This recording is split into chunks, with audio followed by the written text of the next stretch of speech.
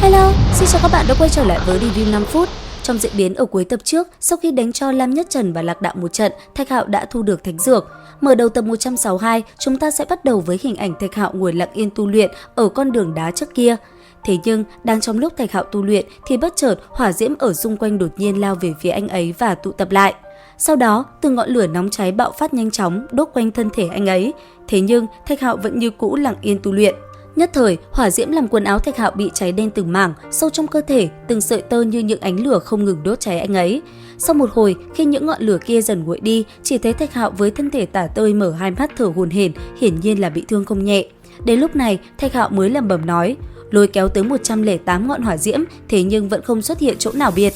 Nói xong, suy nghĩ một hồi, Thạch Hạo liền lấy ra dược đỉnh màu vàng. Nhất thời, khi nắp đỉnh mở ra, từng nhánh cây của thánh dược phát sáng.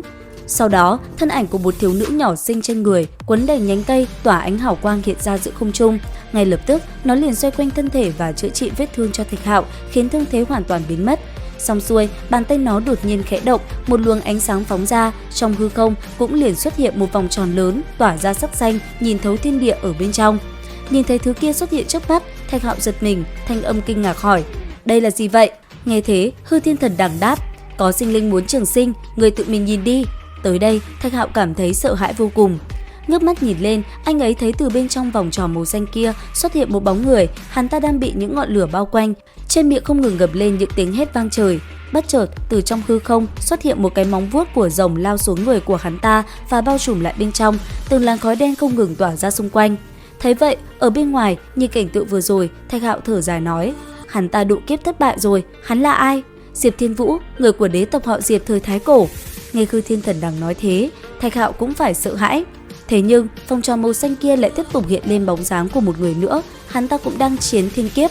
Theo lời của Hư Thiên Thần Đằng, người kia là thượng cổ hoàng tộc Mô Vô Đạo. Thế nhưng, tất cả những người này đều thất bại trên con đường trường sinh.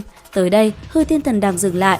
Nó nói, bởi vì Thạch Hạo đi theo hướng tu luyện khác người, nếu như tu luyện tiếp, rất có thể anh ấy sẽ gặp trường hợp quỷ biển giống như những người kia, rất có thể sẽ mất mạng. Nghe vậy, Thạch Hạo chẳng những không sợ hãi mà còn phấn khích hơn. Ngay lập tức phù văn sau lưng phát sáng, anh ấy lại tiếp tục bước vào trạng thái tu luyện. Nhất thời sau lưng Thạch Hạo, những ánh lửa lại bạo phát, càng ngày hỏa diễm cảm bạo phát mạnh hơn. Thế nhưng trong người Thạch Hạo dường như xuất hiện một ánh lửa đỏ rực, có thể mạnh mẽ ngạnh kháng với hỏa diễm bên ngoài.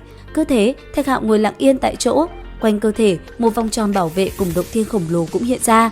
Thế nhưng, trong lúc Thạch Hạo đang tu luyện, tình huống quỷ biến tựa như thiên kiếp lại đột nhiên xuất hiện. Sau đó, từ trên trời cao, một con mắt đỏ rực cũng liền xuất hiện, đánh thẳng công kích quỷ dị về phía Thạch Hạo. Thế vậy, Thạch Hạo ngồi yên lặng, hai mắt nhắm chặt, anh ấy liền dùng động thiên nhanh chóng đón đỡ. Lúc này, từ mi tâm Thạch Hạo, một luồng ánh sáng đột nhiên lóe lên, lôi điện bạo phát, anh ấy trực tiếp đánh trả con mắt kia. Chưa hết, chiếc mâu trong tay phát sáng, Thạch Hạo cầm nó lập tức lao lên, cùng con mắt kia đối chiến mạnh mẽ. Cuối cùng, con mắt đỏ ngòm kia bị xuyên thủng. Cứ thế, nó biến mất trong hư vô. Lại một lần nữa, nơi đây trở lại vẻ yên tĩnh vốn có. Thế nhưng không được bao lâu, nơi đây lại một lần nữa xuất hiện quỷ biến. Nhất thời, làn khói đen quỷ dị kia lại xuất hiện. Sau một hồi, làn khói đen kia ngưng tụ lại. Giữa không trung, một hư ảnh nam tử quỷ dị hiện ra, nhìn về phía Thạch Hạo. Trong tay hư ảnh kia, một thanh chiến mâu cũng hiện ra. Thấy vậy, cầm chiến kích trong tay, Thạch Hạo đã ngay lập tức lao về phía hư ảnh quỷ dị kia và chiến đấu. Trên mặt đất, từng vụ nổ ầm ầm bạo phát. Giờ khắc này đây, trong tay hai người, chiến mâu không ngừng đánh vào nhau, lôi điện cũng đồng thời bạo phát. Sau một khắc va chạm, hai người lùi lại. Sau lưng Thạch Hạo, đôi cánh màu xanh tuyệt mỹ đã liền xuất hiện. Thấy thế, hư ảnh kia cũng khẽ động, sau lưng hắn ta cùng xuất hiện một đôi cánh giống y hệt, thế nhưng nó lại ẩn chứa một luồng hắc ám. Nhìn thấy chuyện này, Thạch Hạo giật mình, ngay lập tức cầm chiến kích, anh ấy đánh thẳng về phía đối thủ. Thấy vậy, tên kia chiến mâu cũng đánh ra. Khoảnh khắc va chạm, hai luồng kinh khí kinh khủng bạo phát tỏa ra khắp nơi này. Và liệu rằng có gì bí ẩn ở đây? Theo dõi video tiếp theo vào thứ 6 để biết thêm chi tiết về tập 162 Thế giới hoàn mỹ các bạn nhé. Xin chào và hẹn gặp lại!